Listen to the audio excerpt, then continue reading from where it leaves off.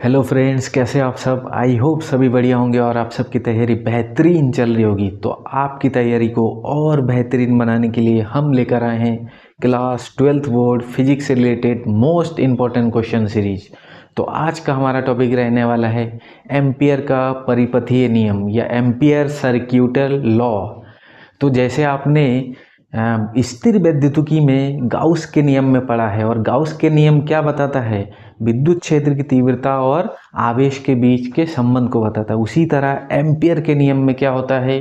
चुंबकीय क्षेत्र और धारा के बीच के संबंध को बताता है एम्पियर का नियम। तो इस नियम में देखिए, गाउस के नियम में क्या पढ़ा है आपने? गाउस के नियम को करने के लिए एक गाउसियन पृष्ठ का निर्माण करते थे। उसी तरह एम्पियर के नियम को पढ़ने के लिए एम्पियर क्या बताता है? एक बंद पथ। उसमें क्या होता था? गाउस के नियम में पृष्ठ का निर्माण करते थे, इसमें बंद पथ का निर्माण करते। तो मान लीजिए आपके पास बहुत सारे, मान लीजिए मैंने एक तार ले लिया, I1 करंट इसमें बह रहा है। उसी तरह मान लीजिए और एक तार है, इसमें I2 करंट प्रवाहित हो रहा है। उसी तरह मान लीजिए और एक तार ले लिया, इसमें I3 करंट प्रवाहित हो रहा है। ठीक है। अब एम्पियर के नियम में क्या है? इन्होंने ये कहा कि एक बंद पथ का निर्माण करेंगे।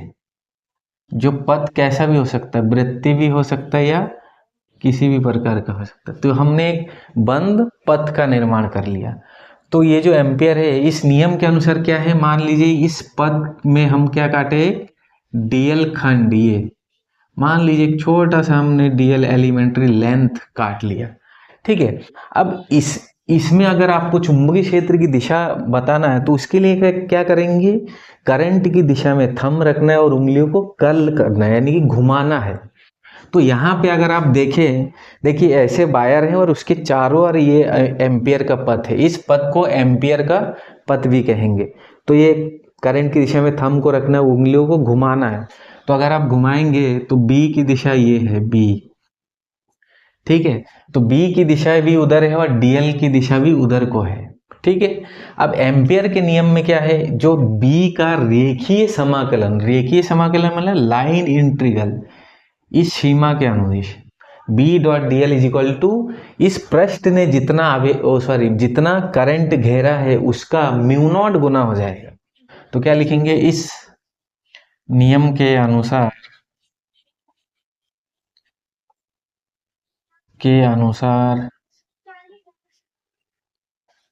किसी बंद पथ, पथ का मतलब ये रास्ता, ठीक है, बंद होना चाहिए। बंद पथ की सीमा के अनुदिश, सीमा के अनुदिश चुंबकीय क्षेत्र बी, वेक्टर लगाते हैं, चुंबकीय क्षेत्र बी का रेखीय समाकलन। कौन सा समाकलन? रेखीय समाकलन, यानी कि लाइन इंटीग्रल समाकलन पथ द्वारा घिरे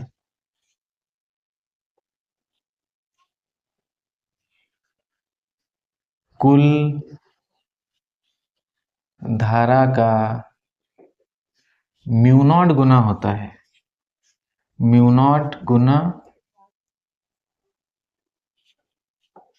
होता है। ठीक है। ये कह दिया एम्पियर ने। अर्थात देखिए क्या करेंगे? किसका रेखीय समाकलन? चुंबकीय क्षेत्र का रेखीय समाकलन, और ये पथ जो है ये बंद होना चाहिए। ठीक है। तो क्या लिखेंगे? Vector v dot DL vector. ठीक है। ये किसके बराबर होगा? म्यू नॉट गुना किसके? इस पथ के द्वारा घिरे कुल धारा। तो कितना धारा घेर रहा है? देखिए ये I1 भी है, इसमें I2 भी है और I3, तो तीनों को ऐड करिए। अगर और एक होता I4 तो I4 को भी ले लेते।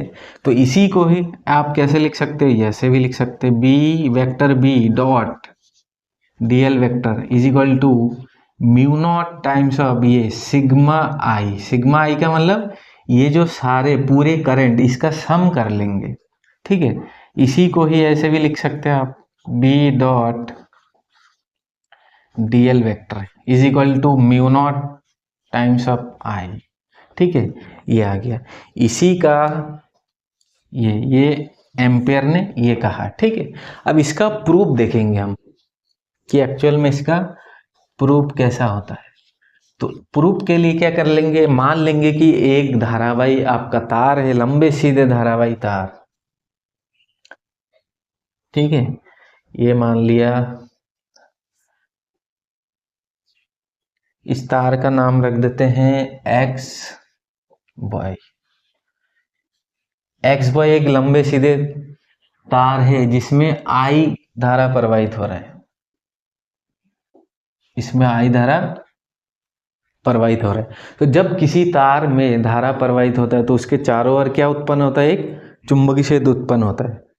तो एम्पियर का नियम पढ़ रहे हैं हम, तो इसके लिए क्या बनाएंगे, एक बनाएंगे एम्पियर का पथ या एम्पियरन लूप कहते हैं इसको। ठीक है, तो ये बना देते हैं हम पथ। ठीक है, अब देखिए इसमें करंट आपको ये ऐसे भी, ये ऊपर नहीं रखा है, ये वायर है इसके चारों तरफ। तो किसी किसी बुक में ऐसे भी बना होगा,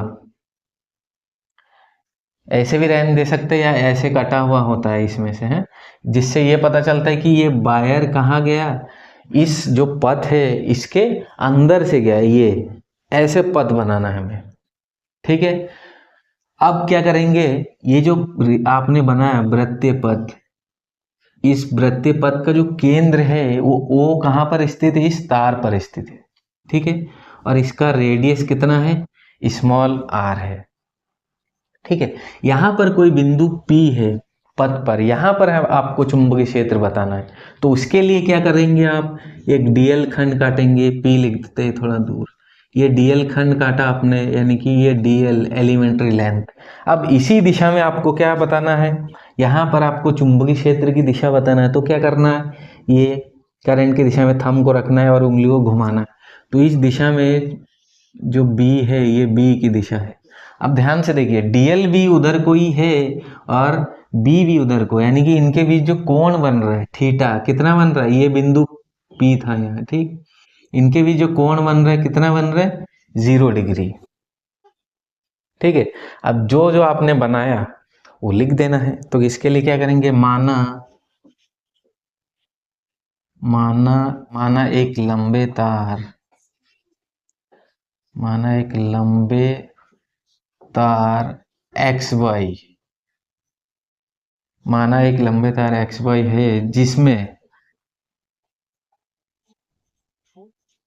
जिसमें आई धारा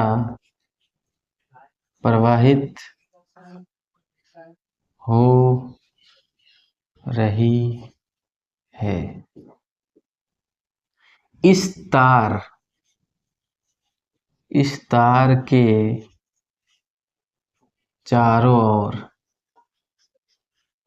स्मॉल आर त्रिज्या का एक वृत्तीय पथ है जिसका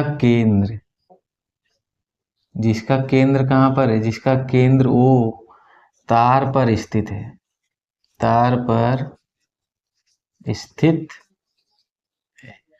ठीक है, अब देखिए इस ये जो पथ है, इस पथ के बिंदु P पर चुंबकीय क्षेत्र, तो क्या लिखेंगे, वृत्तीय पथ के वृत्तीय पथ पर स्थित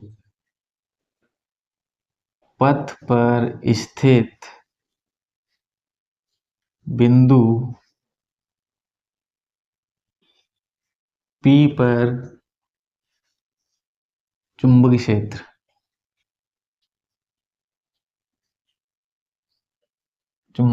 क्या लिखेंगे, B इज इक्वल टू, देखिए एक लंबे सीधे धारावाही तार में जब धारा प्रवाहित होता है तो उसके कारण जो चुंबकीय क्षेत्र उत्पन्न होता है क्या होता है, mu naught I upon 2 pi R. तो B इज इक्वल टू क्या लिखेंगे, mu naught I upon 2 pi R. देखिए आर मतलब ये जो रेडियस आपने जितना दूर लेंगे, चाहे कैपिटल लेंगे तो वहाँ कैपिटल लिखेंगे, यहाँ स्मॉल लिया तो स्मॉल ले लीजिए। ठीक है, ये हो गया समीकरण फर्स्ट। अब देखिए वृत्तीय पथ के सीमा के अनुदिश ऐसे लिखेंगे, वृत्तीय पथ के सीमा के अनुदिश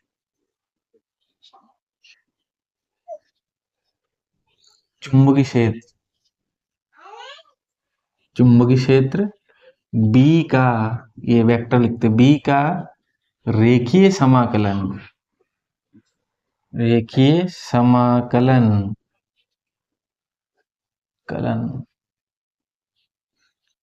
देखिए क्या आ जाएगा, क्लोज इंटीग्रल। इस पद क्या लिखा हमने, वृत्तीय पथ के सीमा के अनुदेश चुंबकीय क्षेत्र B का रेखीय समाकलन, यानी कि B vector V dot dl। ठीक है, ये समाकलन क्या होगा, देखिए डॉट प्रोडक्ट हटेगा, क्या आएगा, डॉट प्रोडक्ट हटता है cos थीटा आता है। अब देखिए थीटा की वैल्यू कितना है, यहाँ पे 0 है, तो क्या लिखेंगे, B dl cos 0, थीटा की वैल्यू 0, तो कितना हुआ B dl। ठीक है, B dl आ गया। अब देखिए B है कांस्टेंट, कहीं पे भी आप dl काटे, ये जो डिस्टेंस रहेगा, देखिए ये रेडियस ही तो है इस पथ में, यहीं पे तो निकालना है, तो कहीं पे भी ले लीजिए, यहाँ पे लीजिए, ये क्या है r है, यहाँ पे लीजिए r है, यानी कि जो B की वैल्यू है वो कांस्टेंट है, इसलिए B को ले लिया हमने बाहर। ठीक है, ये close integration B dot dl, या आप ऐसे समझ सकते हैं कि B की वैल्यू रख दीजिए पहले, समीकरण 1 से B का मान रखने पर, B का मान रख दीजिए, क्या है B का मान, देखिए mu naught I upon 2 pi R into ये डी। ठीक है, अब ध्यान देखिए क्लोज इंटीग्रल, अब देखिए ये पूरा देखिए म्यू नॉट अपॉन 2 पाई, ये भी कांस्टेंट है, आर भी आपका कांस्टेंट है, और आई आपको पता तो होगा कि इस तार में कितना करंट फ्लो हो रहा है, इसलिए ये सारे टर्म बाहर आ गया, कहाँ से, इंटीग्रेशन से, mu naught I upon 2 pi R, अंदर क्या बचा, देखिए डीएल। अब ध्यान से देखना, डीएल का इंटीग्रेशन करके, ये डीएल डीएल डीएल डीएल का इंटीग्रेशन करके क्या आ जाएगा, वृत्त की परिधि आ जाएगा, और वृत्त की परिधि कितना होता है, 2 पाई आर। ठीक है, तो क्या आ जाएगा आपका, mu naught I upon 2 pi R into में देखिए क्या है, डीएल को इंटीग्रेट करा तो 2 पाई आर, ये पूरा टर्म कैंसिल, तो क्या बचा आपका B डॉट dl। देखिए क्या बच रहा है, integration B vector V dot dl vector is equal to mu naught times of I।